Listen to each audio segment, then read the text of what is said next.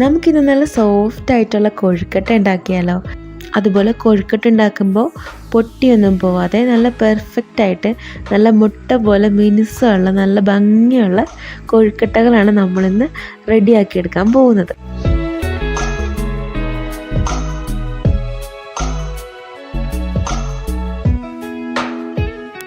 അതിനുവേണ്ടി ആദ്യമായിട്ട് നമ്മൾ 2 ഗ്ലാസ് വെള്ളം തിളപ്പിച്ചെടുക്കുക.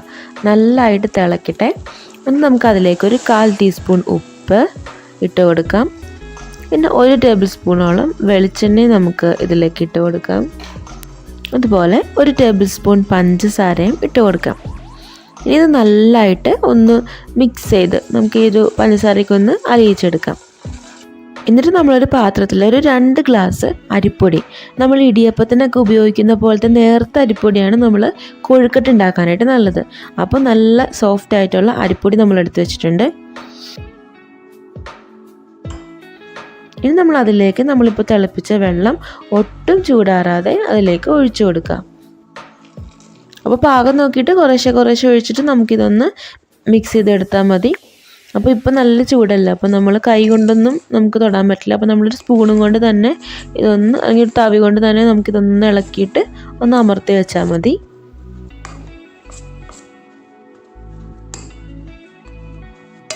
ഇനി നമുക്കിതൊന്ന് അടച്ചു വെച്ചേക്കാം. ഇനി ഇതിൻ്റെ ചൂട് ഒരല്പം ഒന്ന് മാറിക്കഴിയുമ്പോൾ തന്നെ നമുക്ക് കൈകൊണ്ട് നന്നായിട്ടൊന്ന് കുഴച്ചെടുക്കാം. അപ്പോൾ ഒരുപാട് തണുക്കാനൊന്നും നിൽക്കരുത്. ജസ്റ്റ് നമുക്ക് കയ്യിൽ പിടിക്കാവുന്ന ആ ഒരു ചൂടുള്ള പരുവത്തിൽ തന്നെ നമുക്കിതൊന്ന് കുഴച്ചെടുക്കാം. അപ്പോൾ ഇത് കുഴയ്ക്കുമ്പോൾ നല്ല സോഫ്റ്റായിട്ട് കുഴയ്ക്കുക. നമ്മൾ ഈ ഇടിയപ്പത്തിൻ്റെയൊക്കെ മാവ് കുഴയ്ക്കില്ല, അതുപോലെ തന്നെ കുറച്ച് അയഞ്ഞുള്ള ഒരു മാവാണ് ഇതിനാവശ്യം. കുറച്ച് അയവുള്ള നല്ല സോഫ്റ്റായിട്ടുള്ള ഒരു പാകമാണ് നമുക്ക് കൊഴുക്കട്ട ഉണ്ടാക്കാനായിട്ട് വേണ്ടത്. അതായത് നമ്മൾ ഹാർഡാക്കിയൊന്നും നമ്മുടെ മാവ് കുഴച്ചെടുക്കരുത്. അപ്പോഴാണെങ്കിൽ നമ്മൾ കൊഴുക്കട്ട കല്ല് പോലെ ഇരിക്കും. നമുക്കിത് കാണുമ്പോൾ തന്നെ അറിയാം നല്ല സോഫ്റ്റാണ് നമ്മുടെ ഈ ഒരു മാവ്. ഇതുപോലെ നമുക്കൊന്ന് കുഴച്ചിട്ട് ഓരോരോ ഉണ്ടകളായിട്ട് എടുക്കുക. കണ്ടോ, അപ്പോൾ ഇതുപോലെ ഒന്ന് മുട്ട പോലെ നല്ല ഉരുട്ടി എടുക്കുക. നല്ല മിനുസായിട്ട് ഇപ്പോൾ നമുക്കിങ്ങനെ കിട്ടും.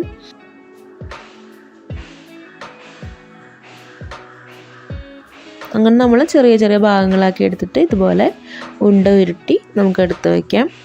അപ്പോൾ നമ്മുടെ കയ്യിൽ വേണമെങ്കിൽ കുറച്ച് വെളിച്ചെണ്ണ അല്ലെങ്കിൽ വെള്ളമോ തടവിയിട്ട് നമ്മൾ ഉരുട്ടിയാൽ മതി. അപ്പോൾ നല്ല പെർഫെക്റ്റ് ഷേപ്പിൽ കിട്ടും.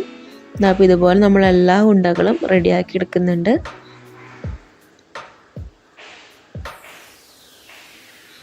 കണ്ടോ, നല്ല മിനുസമുള്ള ഉണ്ടകളാണ് നമ്മളിവിടെ റെഡിയാക്കി എടുക്കുന്നത്. നമ്മളെപ്പോഴും ഉണ്ടാക്കുമ്പോൾ നല്ല ഭംഗിയായിട്ട് ഉണ്ടാക്കാനായിട്ട് ശ്രദ്ധിക്കുക. പിന്നെ ഇതിലേക്കുള്ള ഫില്ലിങ് റെഡിയാക്കാൻ വേണ്ടി നമ്മൾ 1 കപ്പ് തേങ്ങ ചിരവി എടുത്തിട്ടുണ്ട്. അതുപോലെ തന്നെ കുറച്ച് ഏലക്ക എടുത്തിട്ടുണ്ട്. പിന്നെ നമ്മൾ ശർക്കര ആവശ്യത്തിന് എടുക്കുക. നമ്മുടെ മധുരത്തിനനുസരിച്ച് മതി. അപ്പോൾ നമ്മൾ ആവശ്യത്തിനനുസരിച്ച് കുറച്ച് ശർക്കര നമ്മൾ ഗ്രേറ്റ് ചെയ്ത് ഇന്ന് എടുത്തിട്ടുണ്ട്. ഇപ്പോൾ 1 കപ്പോളം ശർക്കര തന്നെ എടുത്തിട്ടുണ്ട്. ഇനി നമ്മൾ ഈ ശർക്കര കുറച്ച് വെള്ളം ഒഴിച്ചിട്ട് നമുക്കിതൊന്ന് മെൽറ്റ് ചെയ്ത് ഒരു ശർക്കര പാനിയാക്കി എടുക്കാം.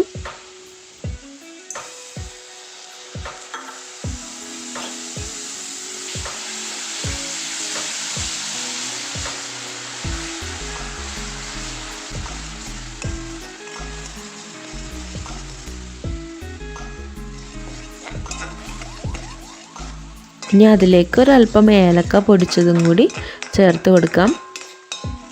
ഏലക്കയുടെ ഫ്ലേവർ ഇഷ്ടമല്ല എന്നുണ്ടെങ്കിൽ ഇത് അവോയ്ഡ് ചെയ്യാം. പക്ഷേ ഏലക്കയൊക്കെ ഇട്ടാലേ ആ കൊഴുക്കട്ടയ്ക്ക് അതിൻ്റേതായൊരു നല്ലൊരു സ്മെല്ല് വരുള്ളൂ.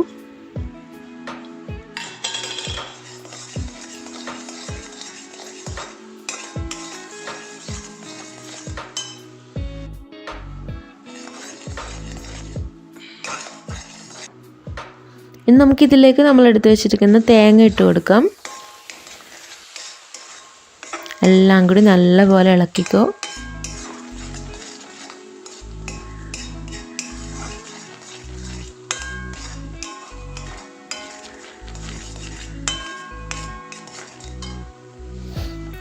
ഓക്കെ, അപ്പോൾ ഈ ഒരു പരുവാണ് നമുക്ക് വേണ്ടത്. നമ്മൾ ഒരുപാട് ഇതൊന്നും ലൂസായിട്ടൊന്നും ഇരിക്കാനൊന്നും പാടില്ല. പിന്നെ ഒരുപാട് ഡ്രൈ ആയിട്ട് ഹാർഡായിട്ടിരിക്കാനും പാടില്ല. അപ്പോൾ ഈ ഒരു പരുവത്തിലെടുക്കുക. അപ്പോൾ നമ്മൾ കൊഴുക്കട്ടയ്ക്ക് വേണ്ടി ഒരു 13ഓളം ഉണ്ട ഉണ്ടാക്കി വെച്ചിട്ടുണ്ട്. ഇനി നമുക്ക് ആ ഒരു ഫില്ലിങ്ങും അത്രയും തന്നെ നമുക്ക് പകുത്ത് വയ്ക്കാം.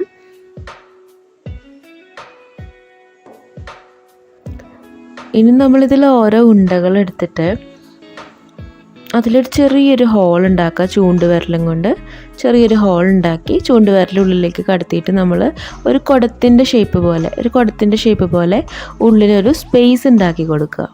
അപ്പോൾ അതിൻ്റെ ഫ്രണ്ടിലുള്ള ഹോള് ചെറുതായിരിക്കും, പക്ഷേ അതിൻ്റെ ഉള്ളിൽ അത്യാവശ്യം ഒരു സ്പേസ് ഉണ്ടാവണം നമ്മുടെ ഫില്ലിങ് വയ്ക്കാൻ. എന്നിട്ട് ആ ഫില്ലിങ് ഇതുപോലെ അങ്ങനെ കെട്ടി വയ്ക്കുക. എന്നിട്ട് നമ്മൾ പതുക്കെ അതിൻ്റെ ആ ഒരു ഫ്രണ്ടിലുള്ള ആ ഒരു ഹോള് അടച്ചു വയ്ക്കുക. കണ്ടോ, ഇത്രയേ ഉള്ളൂ. ഇപ്പം നല്ല മിനുസമുള്ള നമ്മളെ കൈവിരലിൻ്റെ പാടുകൾ പോലും ഇല്ലാതെ നല്ല നല്ല പെർഫെക്റ്റ് ആയിട്ടുള്ള ഉണ്ടകളാക്കി കിട്ടിയിട്ടുണ്ട്. അതുപോലെ തന്നെ നമുക്ക് ഒരെണ്ണം കൂടി എടുത്ത് ഇതുപോലെ ചൂണ്ടുവിരലും കൊണ്ട് ഒരു ഹോൾ ഉണ്ടാക്കി ജസ്റ്റ് കുടത്തിൻ്റെ പോലെ ഒരു ഷേപ്പ് ഉണ്ടാക്കി അതിൻ്റെ ഉള്ളിൽ അങ്ങനെ ഒരു സ്പേസ് ഉണ്ടാക്കി വെക്കുക.